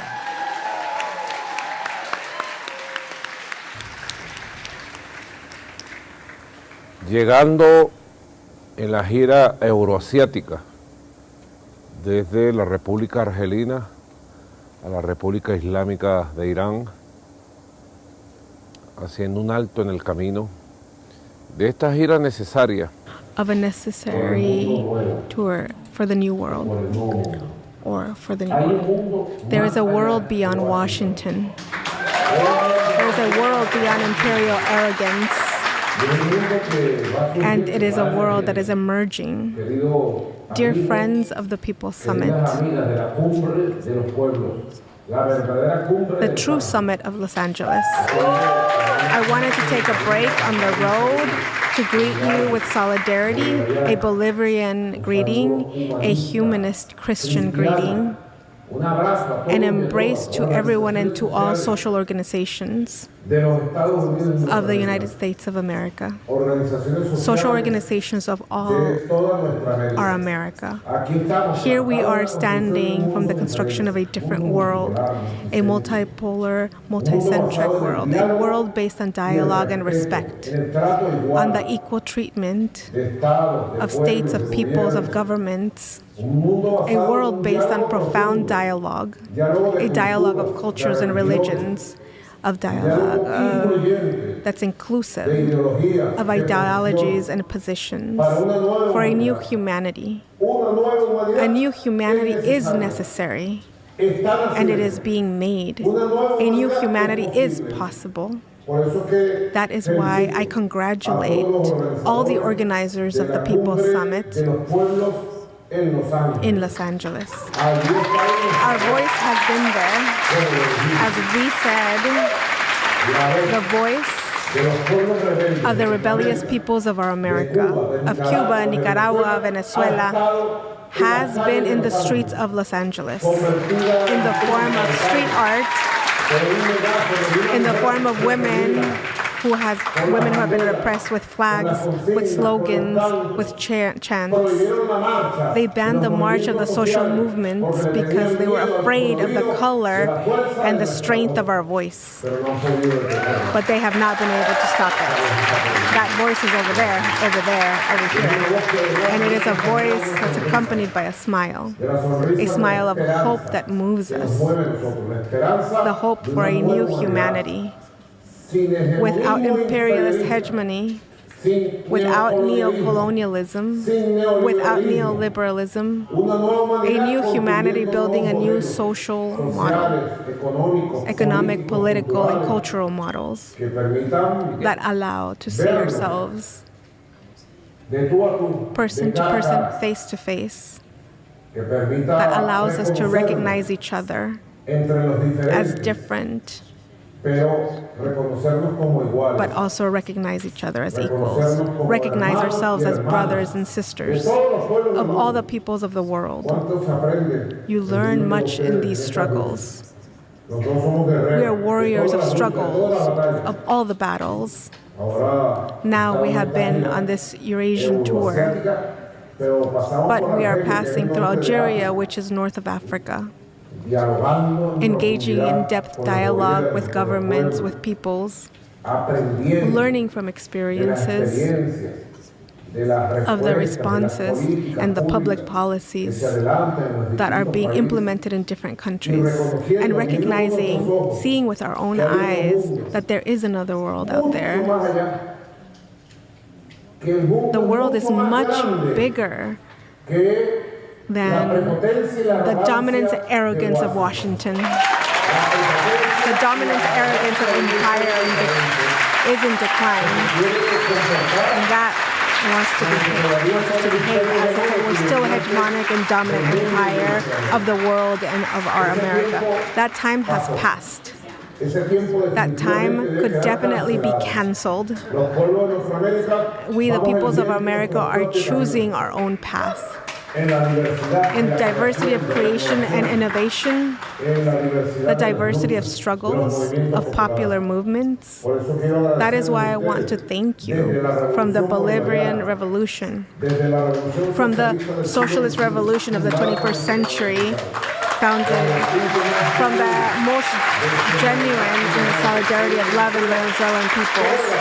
We send all of you, all of the solidarity to the People's Summit of Los Angeles. Please know and be assured that Venezuela has resisted. Venezuela is moving forward and is recovering. Venezuela is standing tall, fighting and victorious. And the people united, victorious, overcoming threats, attacks, and the arrogance of unilateral sanctions, coercive measures, monetary, financial, economic, and commercial and political persecution, and building with the hands and the minds of humble people, and the working men and women creating responses that allow us to have our first year, 2021, of economic growth. And now in 2022, we are seeing the expansion of the comprehensive recovery of our economy, of our social rights, of the people, of direct democracy, and in general of Bolivarian revolution of the 21st century. We are fighters. That's how we see ourselves. I am the workers' president. I am the people's president, the fighting president, a man who stands tall. I'm at the forefront of the revolution. Comandante Chavez put me here. And our voice will never be silenced. No one will be able to exclude us from the streets and from the struggles. There are those who, with their imperialist practices, hide from the truth by lying to themselves. No more self-deception.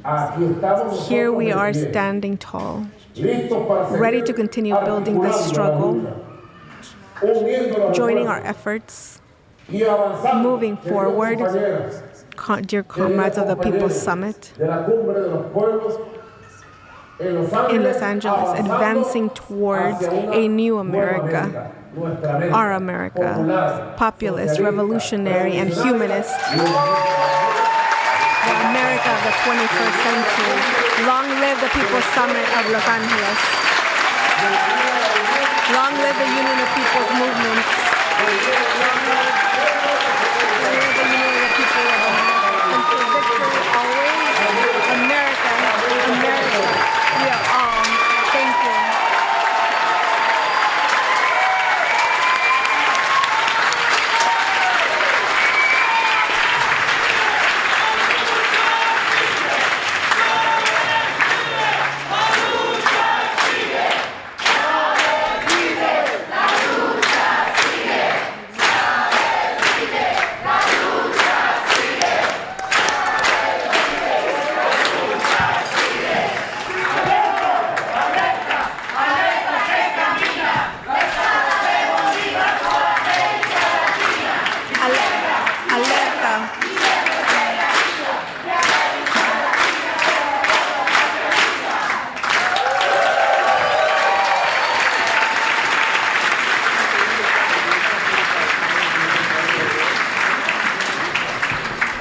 I don't know about you, but I think we should march on the Summit of the Americas.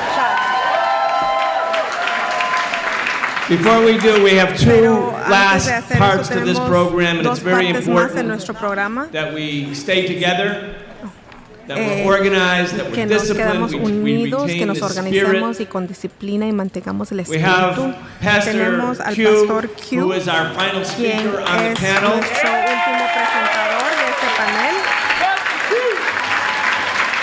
And after Pastor Q speaks and before we march, we will have a really significant announcement from the key organizers of this People's Summit for Democracy. Pastor Q is the pastor of the Row LA, the church without walls in downtown Los Angeles, Skid Row community. Pastor Q is a faith-rooted organizer with clergy and laity united for economic justice. He is the co-lead organizer of the Black Jewish Justice Alliance, as well as the co-convener of the We Will Live Coalition, a black and brown cleargy and community group. A former Virgin Records artist with the rap group College Boys, Q heard a call from God while watching the movie Malcolm X in 1994. Q's work revolves around addressing injustice in public policy right here in Los Angeles. Please welcome Pastor Q.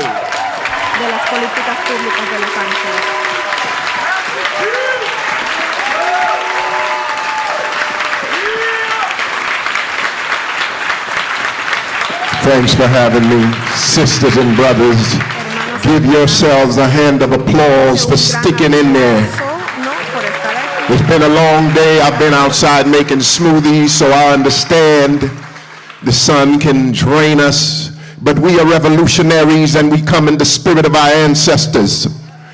Therefore, I come in the spirit of Harriet Tubman. I come in the spirit of Nat Turner, and I come in the spirit of Marcus Garvey. I was born on an island called St. Lucia in the West Indies. My great-grandmother's grandmother was taken from Africa when she was 4 years old, brought to the Caribbean to feed pigeons. I often say my ancestors swung machetes in the sugarcane field making sugar for tea parties for Great Britain. So when my sister from South Africa talked about the resources that have been extracted from Africa, one of the greatest resources that have been extracted from Africa are 12 million black folks.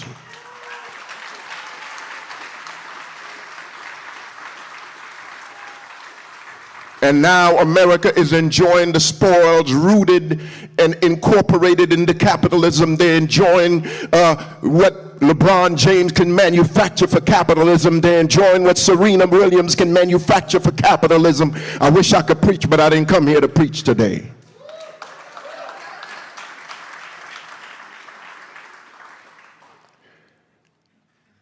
You see, 40% of the houseless population in this nation are black. 40% of the houseless population of Los Angeles are black. You see where I'm going with this? 70% of the people who live in Skid Row, the community that I pastor in, are black folks. Someone said to me the other day that the problem is the family, the breakdown of the family. I said, do you understand that the African American family is a fairly new phenomenon?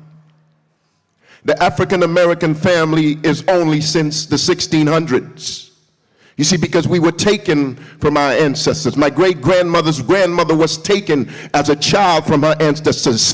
Families were separated. It is not a new phenomenon for the African American family. The African family goes way back, but not the African American family. And so this system has been bleeding and murdering and pillaging land and killing native people. And growing up, they told me that the Native American was the savages and the Indians were the heroes, and the Indians had the guns, so we always wanted to be the Indians. And then we found out that the Indians were not the savages, but the cowboys were the savages. And even now in Buffalo, we're seeing that the cowboys are the savages. Even now in Uvalde, we're seeing that the cowboys are the savages. They came with the gun. We were a little bit too creative to just use guns. We had bow and arrows and all kinds of spears from Africa. Oh, I wish I could preach today.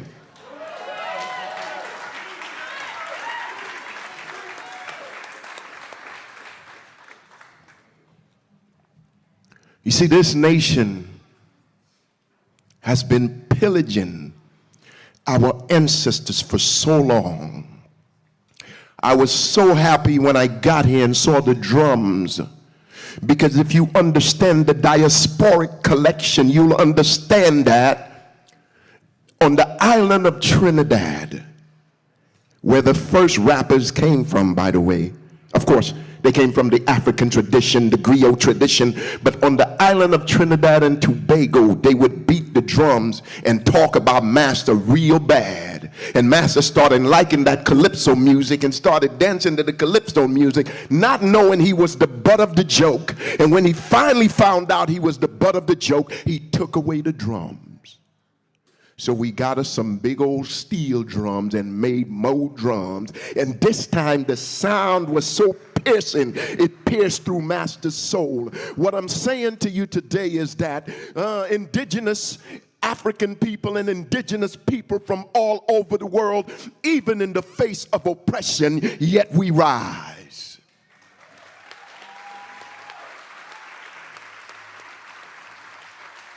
And then they left us to die in the ghetto. So in the ghetto, I grew up in the hip-hop generation. Don't call me Generation X. Don't call me Boomer Generation. We're Generation Hip-Hop, because we grew up in the generation of hip-hop and we created hip-hop. And Cindy, yeah, Kool Herc was from Jamaica. Oh, I wish I could preach right now, the father of hip-hop. And his sister, who never gets credit, Cindy Campbell, wanted to buy school clothes, so she threw a party on Cedric in the Bronx and said, "Cool, can you DJ my party?" So Cindy Campbell, a black woman, was actually the first real promoter of hip-hop. She is the one who actually had the idea, and she wanted to buy school clothes because we're talking about capitalism. Capitalism will always have you trying to make some money, wouldn't it? And so she was trying to get some money, and I believe our Creator said, I'm going to give you hip-hop. So hip-hop wasn't just created, it was also born. It was born out of our struggle, and now it is the most popular music in the world. And what hurts me so much is we got caught up in making hip-hop moguls.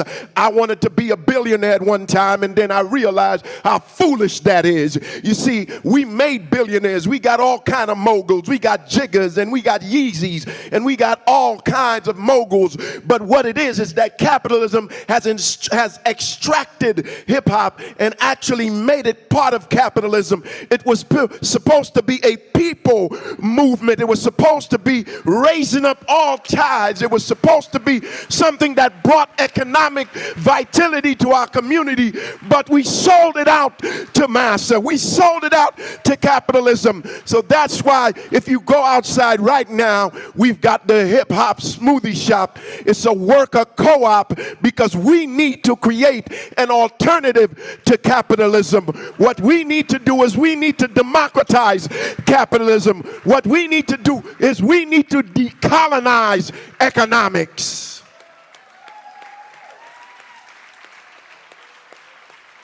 And before I go too long, I will say this. You don't have a choice but to struggle because it's in your bones. They tried to bury us, but they didn't know we were revolutionaries. You don't have a choice. The spirit of the ancestors that have been slain cries from the ground and compels you to this place to fight for justice. So when you're marching today, remember there are voices under your feet. Ashe.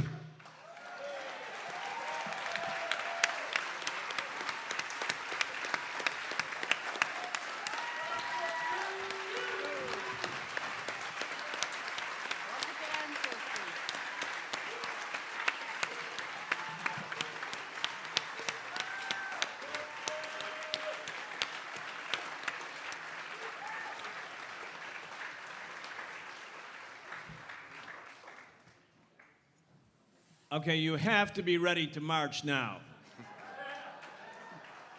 You have to be ready to march now. But before we do that, I'm going to ask Manolo, Leo, and Kenya. Sheila?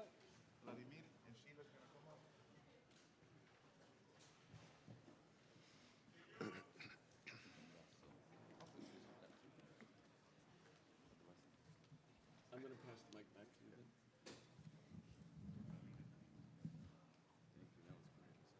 Sisters and brothers, comrades, we have come to the conclusion of a 3-day event that's preparing for the inevitability of socialism and knowing that we are the ones who are going to make it happen, along with millions of other workers, poor people, oppressed people throughout the United States, throughout the hemisphere, and throughout the world.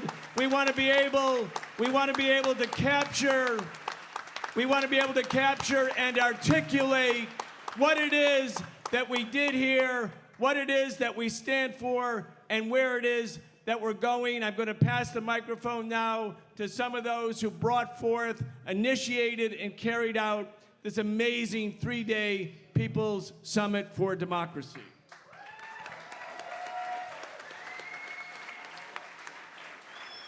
We are going to read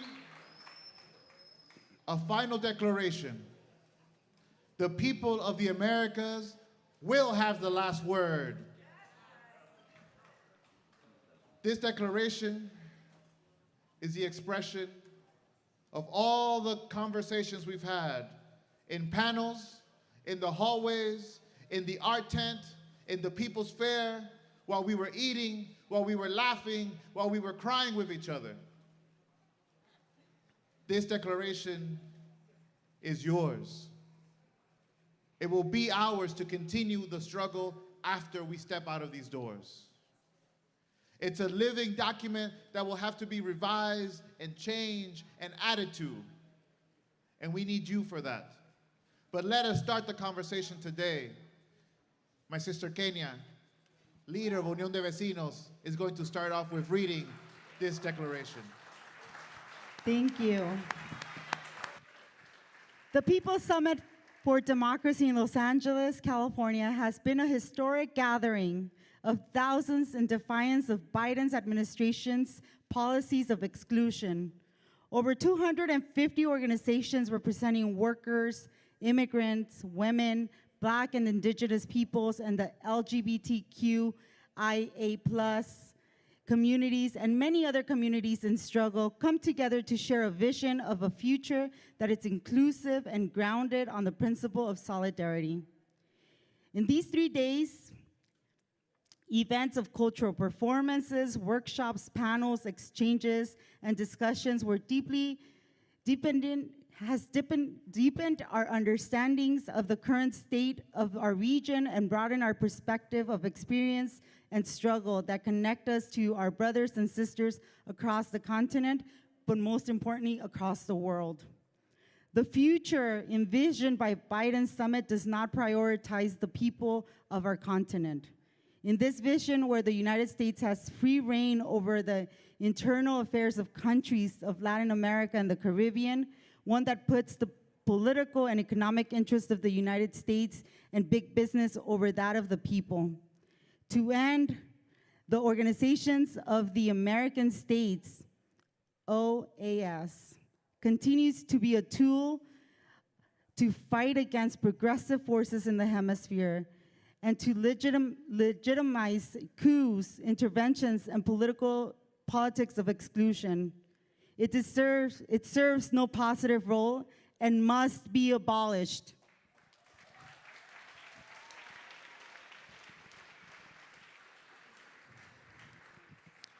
The exclusion of Cuba, Venezuela, and Nicaragua have already made Biden's summit of exclusion a political disaster.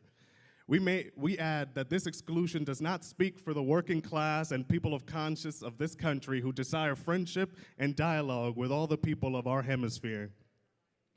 During our time together, we've marched, we've danced, and we've raised our common voice in protest against injustice.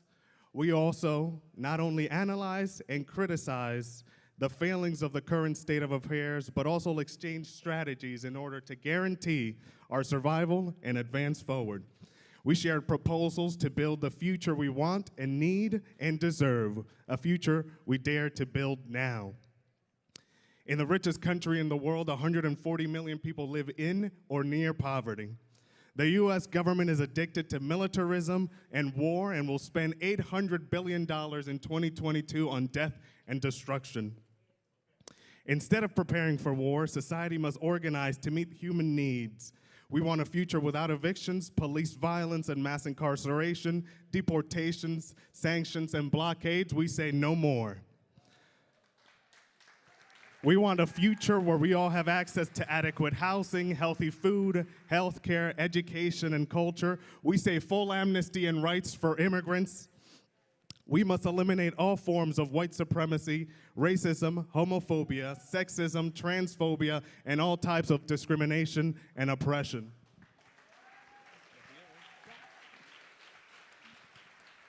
We will defend the right of the people to organize and speak out, to build real democracy, a people's democracy, in a climate characterized by censorship and disenfranchisement. We will protect voting rights and the rights of workers to form unions and collectively bargain. We will protect all the advances in favor of civil and human rights that have been gained by our movements throughout history, like the human right of women to control their bodies. We will defend Mother Earth and fight against extractivism and the exploitation of the land. This summit we have built together has been a bridge across organizations, movements, regions, languages, and borders. We are creating bonds between us and unity across our different struggles. While the time we have spent together is coming to a close, we affirm the ongoing fight for a more just, world and rededicate ourselves to it.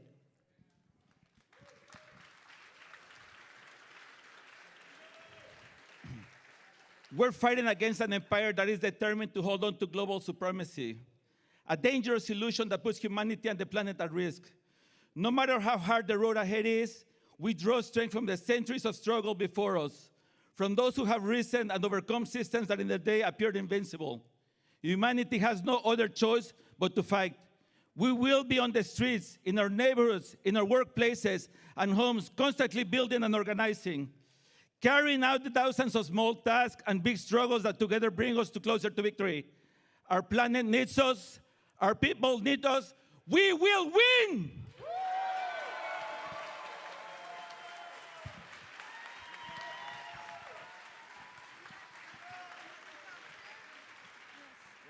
And justice for Leonard Peltier. Free Leonard Peltier!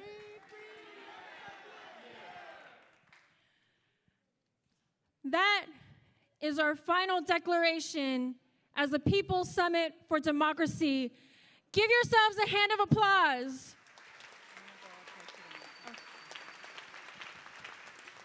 We have spent 3 days together, 3 days discussing, strategizing, and building a movement towards revolution, towards our liberation, and we are stronger than ever when we march out of these halls.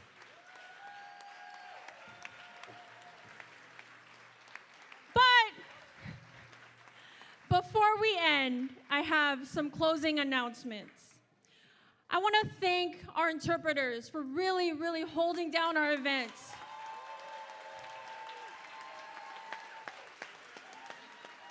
And if you have an earpiece, make sure you take it back to the interpretation table, just right outside of these doors, and please, please give a thank you to all of the interpreters.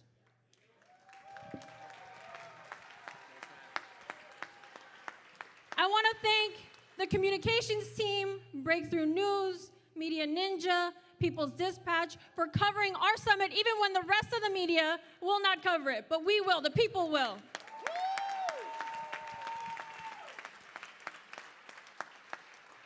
And just like Dr. Cornel West said, after we march, we're gonna party. So there's a concert afterwards, and y'all better come back and go party so we can close out this event.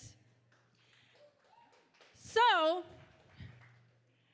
why don't we end with a march, or a chant? People Summit, people power, people summit. People power. People summit. People power. People summit. People power. Out of the hall and into the streets. Out of the hall and into the streets. Out of the hall and into the streets. Thank you. Should that people form up over here? You want to say that? So y'all, we're gonna go gather by the food trucks. That's where the truck is, and we'll start marching from where the gates are. Thank you.